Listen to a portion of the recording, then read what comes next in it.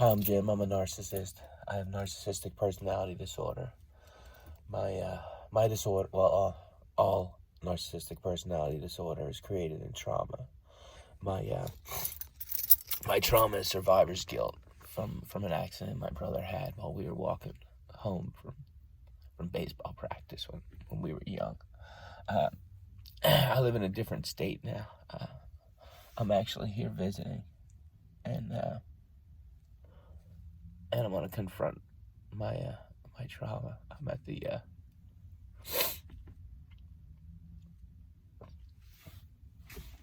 at the spot where the accident happened.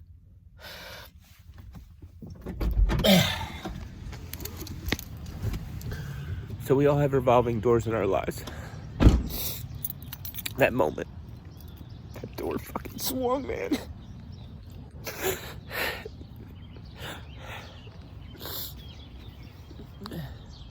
And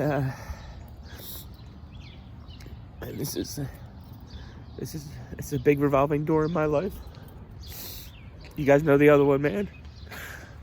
That fucking girl, that girl. It's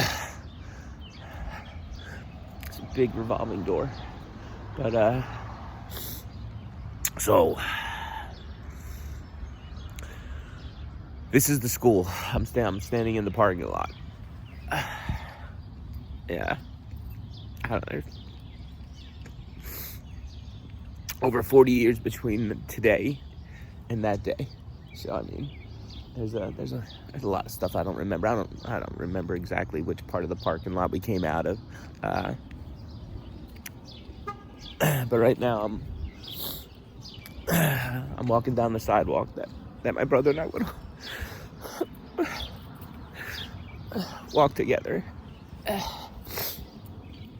Probably only a mile from the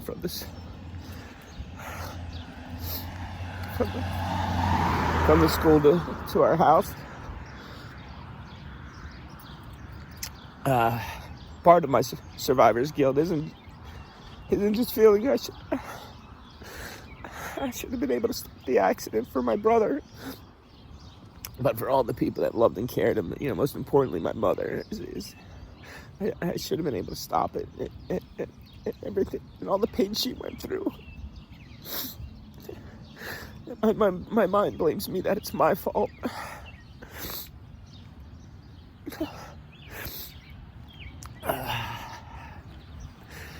When I reached out to my mom, not to make her feel blamed for my survivor's guilt, but to explain to her what I was experiencing and what it was like. She pointed something out I never knew. She pointed out that I had been wrong about the accident. That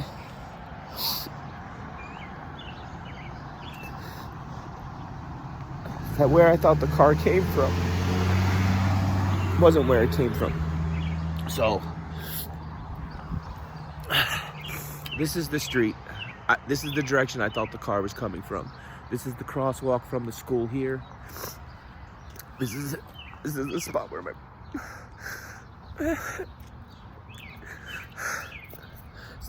where my brother was hit. So,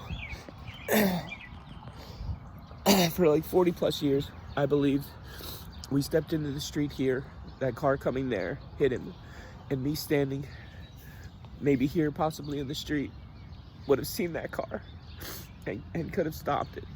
My mom explained to me that's not what happened. The car actually came from this street here. So at that point, try to give you a better vantage point. And you're not gonna get it. So at that point, the car would have been coming from behind me. And let me see if I can get, okay. So here's a better vantage point of that intersection. And there's no way with us coming from the one side and walking in the crosswalks that I would have seen that car. I mean, this is the turn in the crosswalks would have been here. At this point, I don't understand how the car didn't see us. I don't understand how the driver was going so fast that it didn't just hit my brother, but it hit him so hard. He'll never walk again. It hit him so hard. Nobody understands him when he talks.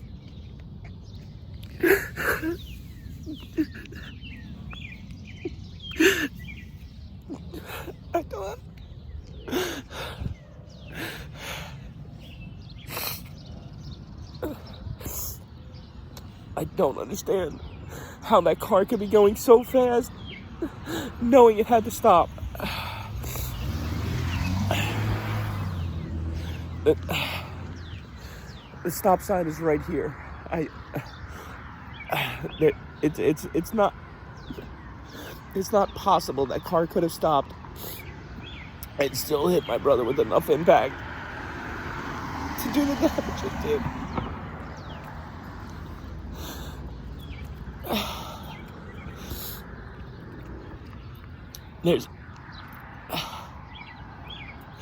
There's no way I could have seen this car coming. There's nothing I could have done.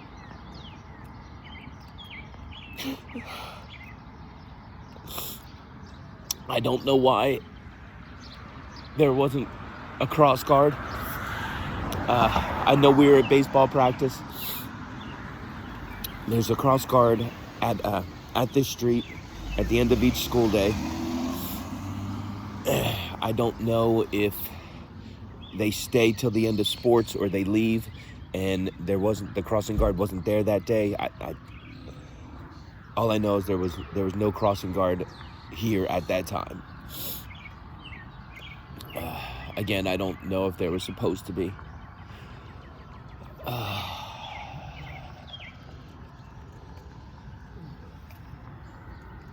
I don't have a lot of memories.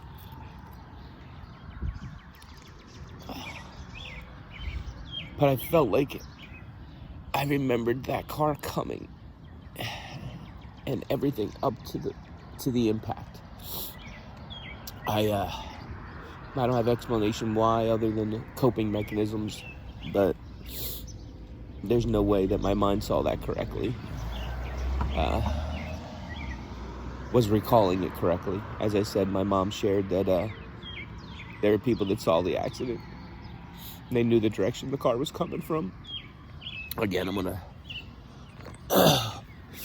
So the car was coming from this street, and they would have made a right turn here, and you can see the crosswalk. So it would have been right about here at the...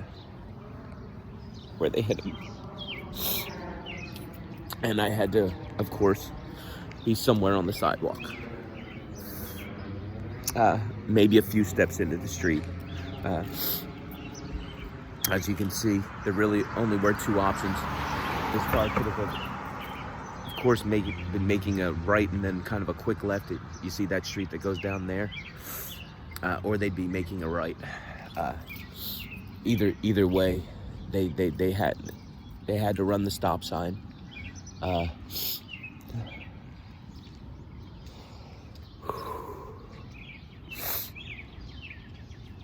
My memory from that day, and I don't know what to believe and what not to, because evidently staring down this street, it's obvious that the memory I have of the car isn't correct. After the accident, I really only have one memory from that day.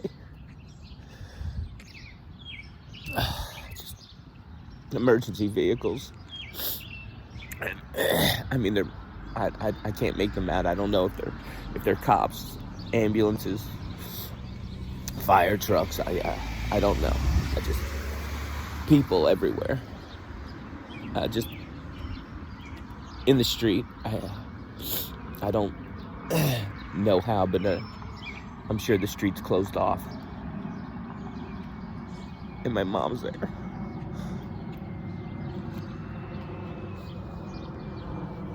She has a towel. Not a washcloth. Like a bath towel.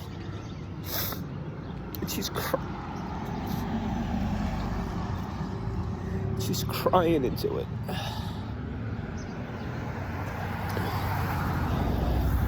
And it's so impactful. That what happened that day, like a tissue isn't gonna, the pain that was caused that day is so intense. It's so much. It's so overbearing. It's so encompassing that she had to have a bath towel just to be able to wipe the tears away.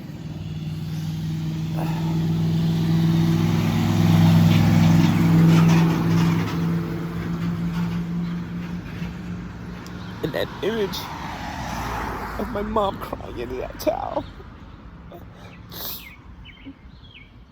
uncontrollably.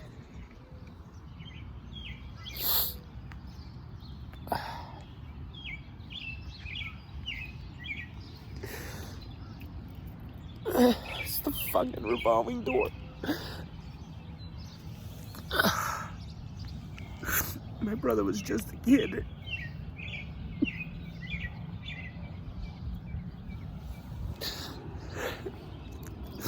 He'll never have a shot at a normal life. He's gonna go on to do amazing things. He's in that fucking wheelchair for the rest of his life.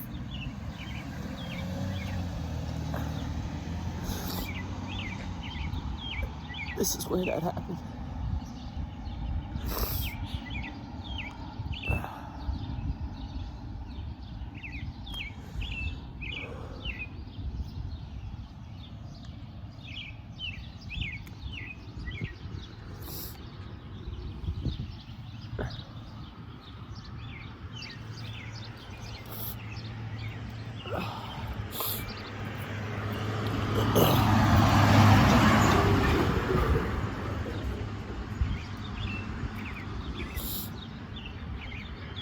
This is where my brother's life got torn apart.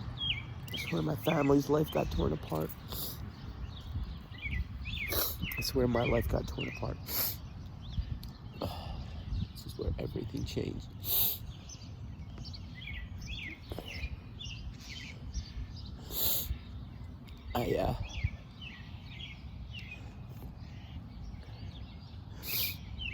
I know I told you when I run, I blame and I yell at the driver. I gotta tell you, I can't imagine what their life is like.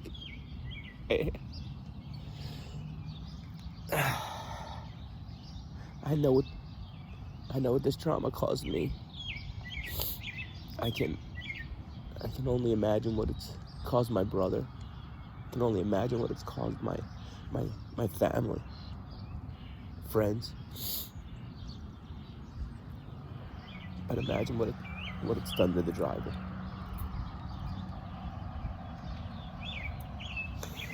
I have no answers to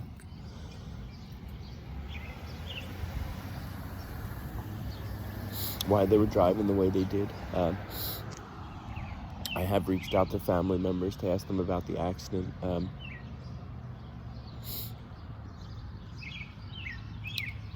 My sister said she's of the belief that the person that was driving wasn't a licensed driver. They were really young.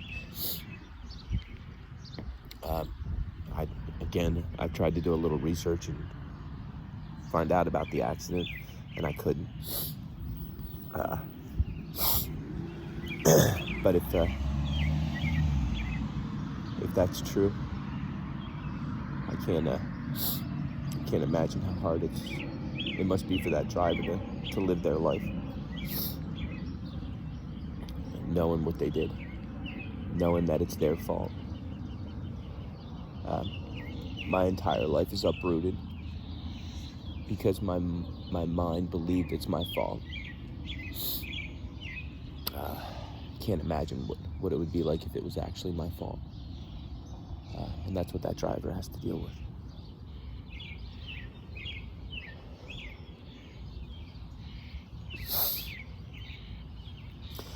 So some of the things I tell myself,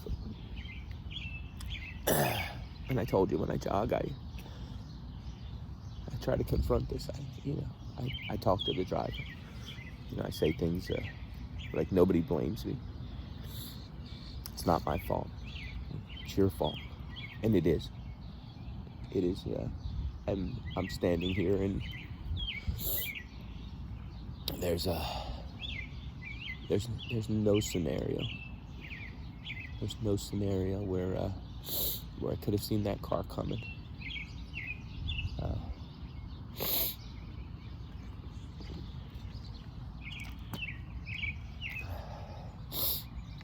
It completely changes everything. If that car was coming the way my mind believed it had, I think I could have made a case for, and yeah, I'll show you that again. So of course I'd be on this corner. The car would be coming from that direction. You can see the crosswalk right here, right? So that would have been the crosswalk, where he was hit. So the car would have been coming from that direction, right? And if that's the case, I'd be standing here and just, there wouldn't be a reason for me not to be able to see the car. It wouldn't, things would come into play like, did I freeze? Did I just not understand what was happening? But that's not where the car came from. The car came from back here. So, again, to show you, got cars coming. There will be no jokes. I will not make any jokes. Okay. So we cross the street, of course, this way, and as you can see, you get to the corner where you see the curb. Right. Then we return to that crosswalk.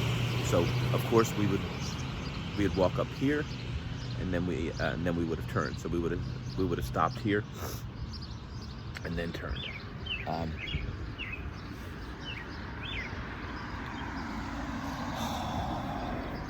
Again, something I don't know if it actually happened or if it's just something my mind told me. When I thought that the car was coming in that other direction, I truly believed that my brother and I were standing at this corner, and he went to take a step in the road. And I said to him, no, you have to look before you cross. And he said, no, you're okay if you're in the crosswalk. And that's something that for years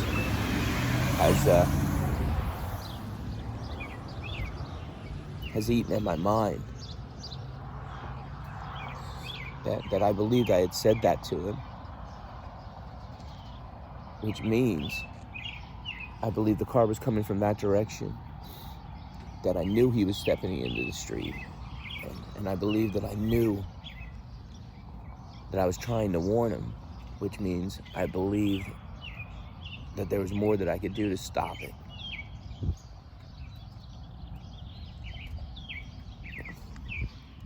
But that's not possible.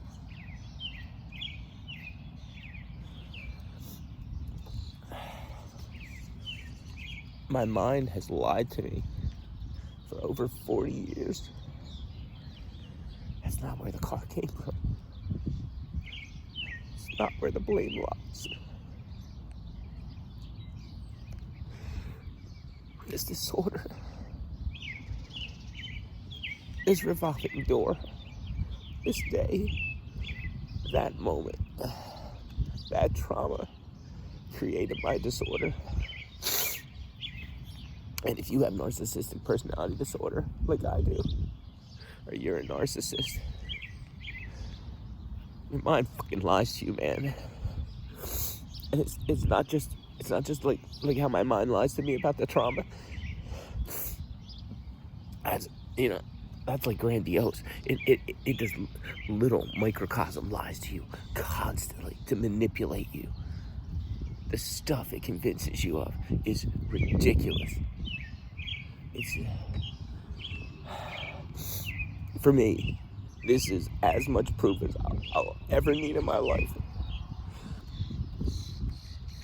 that I can never believe what my mind's telling me. Never. When I first acknowledged and accepted that I have this disorder, I liken it to very similar to schizophrenia. How they'll see and hear people that aren't there. My disorder tells me things, right? It convinces me things, right? When I say my disorder, I'm really referring to my mind. And this is just the most intense, grand, large culmination of proof that it's lying to me. And it's lied to me since day one. There's nothing in my entire life that my mind's ever told me that I can truly believe.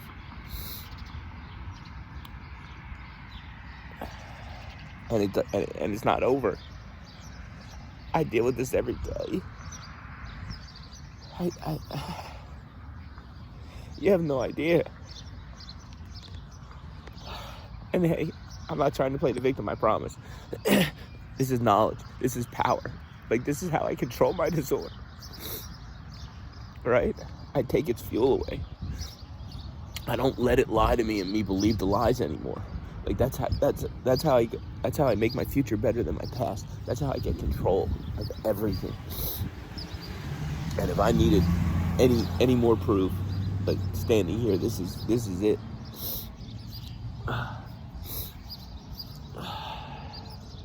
And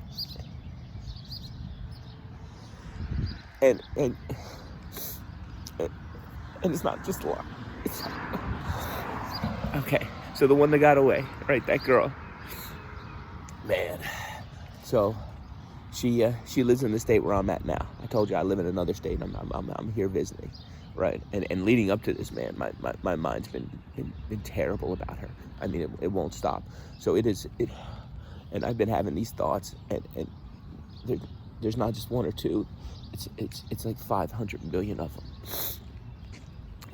over and over again. That everything up to this point that she's done has been a test. And I tell you what, my mind keeps on trying to like piece it together. Look, hey, here's this clue. That proves it that it was all a test. She's only testing you. Hey, there's this clue. Hey, there's this clue. Hey, there's this clue. And it keeps doing it over and over and over again. And here's the thing, right? It knows my weakness. Right? What it wants me to do, that's what it did before. Right? The hoovering, the manipulation, the dragging them back in to beat them up again, to abuse them again, right? Now that's not what I'm trying to do, right? But that's my disorder, trying to convince me to hoover, right? Like, I'm never gonna treat anybody again the way I treated her. I'm never gonna emotionally abuse anybody again, right? I can feel the changes. I can feel the difference. I can. But this disorder isn't fucking different. This disorder hasn't fucking changed. This fucking disorder is still as fucking dirty down, fucking disgusting as it ever fucking was. And it's kept me up. Like, I did not sleep for a second. And that's all the fucking disorder kept doing, over and over again, trying to convince me, right? And it knew my weakness, and it kept pushing, right? It wanted me to hoover, and I didn't let it. I mean, it's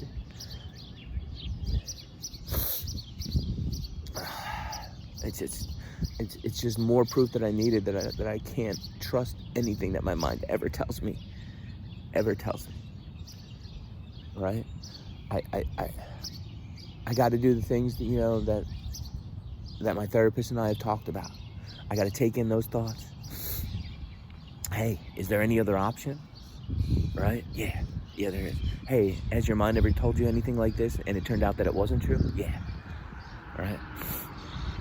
You know, I gotta walk through those, and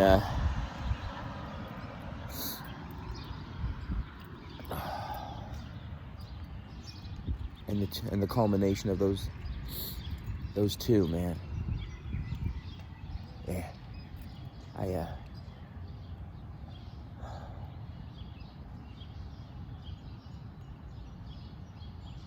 That's good to say, though. And I didn't even realize I said it. I'm never gonna hurt anybody like that again. I'm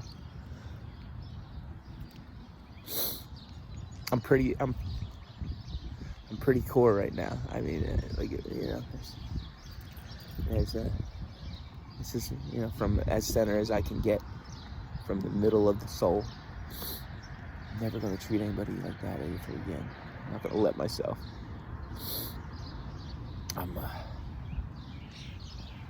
I'm really, really able to control this disorder.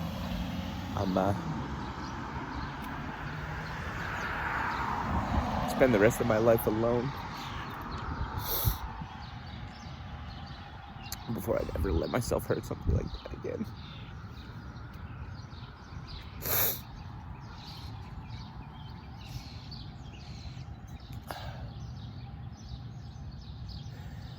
This is the spot that revolving door started. Think how much would have changed.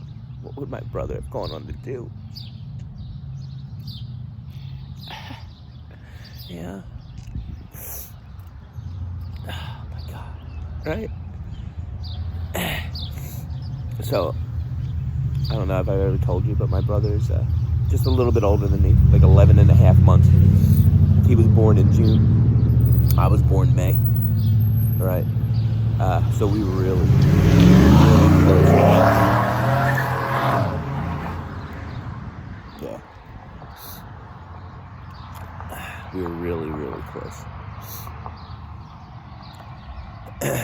We did everything together.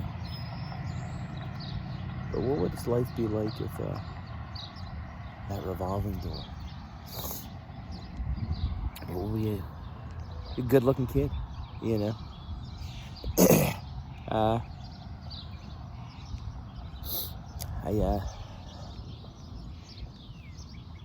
not gonna act like my life would have been perfect. I definitely think it would have been tough to grow up in his shadow. He was gonna go on to do good things. I mean, you know, he would have been better at sports than me. You know, he would have been the first to graduate. You know, so yeah, I definitely feel like there would have probably been some challenges with me having to live up to the things he accomplished. But man, I would have got to see him accomplish them.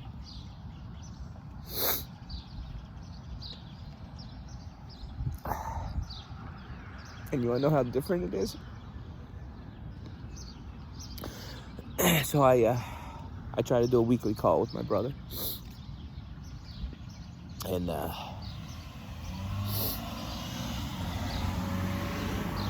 called a couple of weeks ago, and we weren't able to talk because he had a bowel movement and he couldn't talk because they had to change him. He lives in a special home. He's confined to a wheelchair.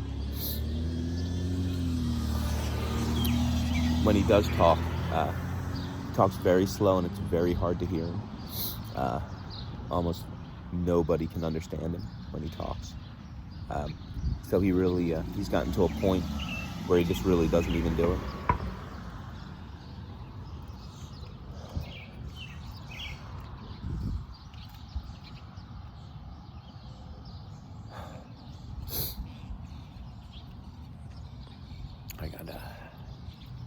I had convinced myself I was going to do some yelling at the driver, and now that I'm standing here, and I know I do that while I'm running, but I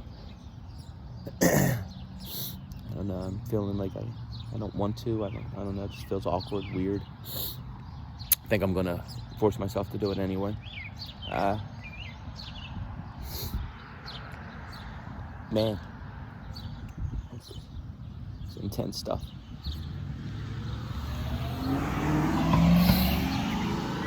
If you do have narcissistic personality disorder, you have trauma like I do, get a therapist, acknowledge you have this disorder, work with that therapist, make a commitment that you want your future to be better than your past. You know what? I owe it to that kid. I do. I mean, only thing worse than sitting in a freaking wheelchair knowing you have to live the rest of your life like that.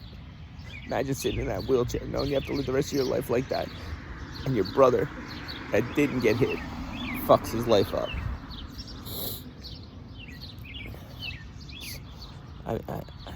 I owe it to him. I do. I mean, I do. I can't imagine how much worse that must be. Like, yeah.